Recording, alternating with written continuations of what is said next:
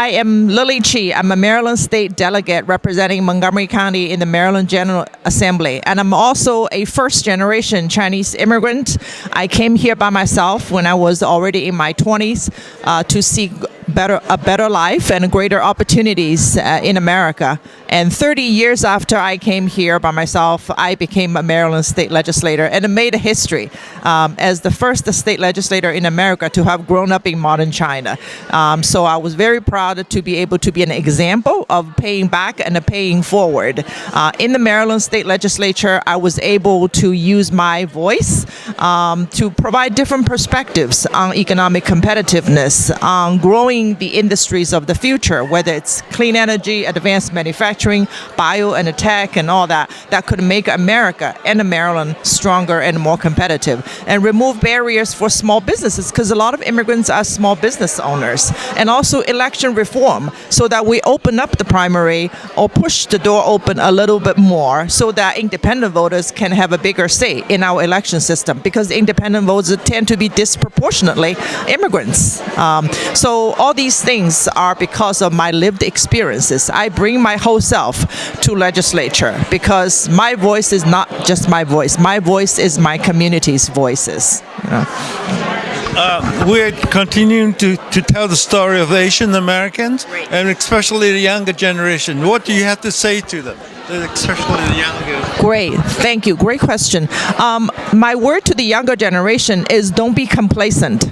Okay? America is still a great country with tremendous opportunities and the promise of democracy, but that democracy has to be fought for by every generation, especially you see what's happening right now with the unprecedented political division and anti-Asian hate and all of that. It is upon our younger generation to carry the torch and follow the path of those of us who open the doors for all of you, right? So that we don't ever take any rights for granted, because look at Roe v. Wade, the reversal of Roe v. Wade. Even 50 years later, your rights could be taken away as a young girl, as a woman, right? So it's upon all of us to defend our democracy, every generation, and the young people has a lot of work to do in fighting climate change, in fighting the rollback of our individual rights as Americans. Thank you very much. Congratulations once again for being a trailblazer. Thank you.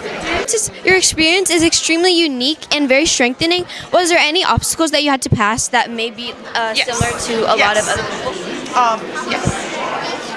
people?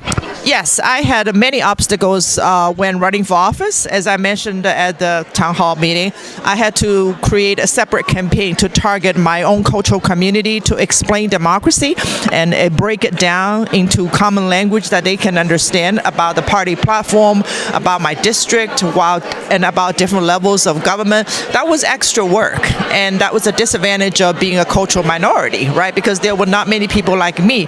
Our people did not know how to make out of politicians or people who wanted to be politicians, or figure out why they should vote for me, or whether I can actually adequately represent them, right? So those are some distinct challenges that someone like me, as a first-generation immigrant, first-generation American who is an immigrant, has to face. But I overcame that, and I turned that into an advantage by bringing a lot more people into my camp. Okay. How do you think your story represents like the Asian American community and can kind of contribute to the strengthening of Asian America and just our society? Yeah, actually my story is very typical of many Asian American stories, except for the being a politician part, right? Because I also struggled with language barriers, with cultural barriers, having to establish myself as a professional in an entirely different country and raise a child and all of that.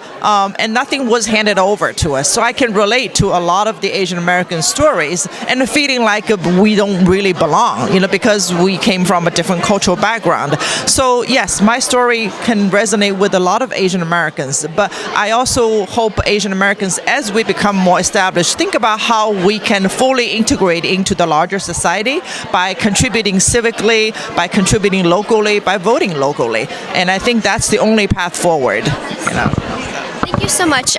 Would you be able to contribute to Asian American Stories, which is basically people sharing their own stories and just sharing a part of the Asian community? How would you be able to contribute?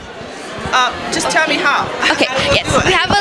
We have a gift for for you. This is for the next year's Asian American Stories, and then thank you so much. It was nice to meet you. Very nice to meet you. You Thank you. asked excellent questions. Oh, thank you so much.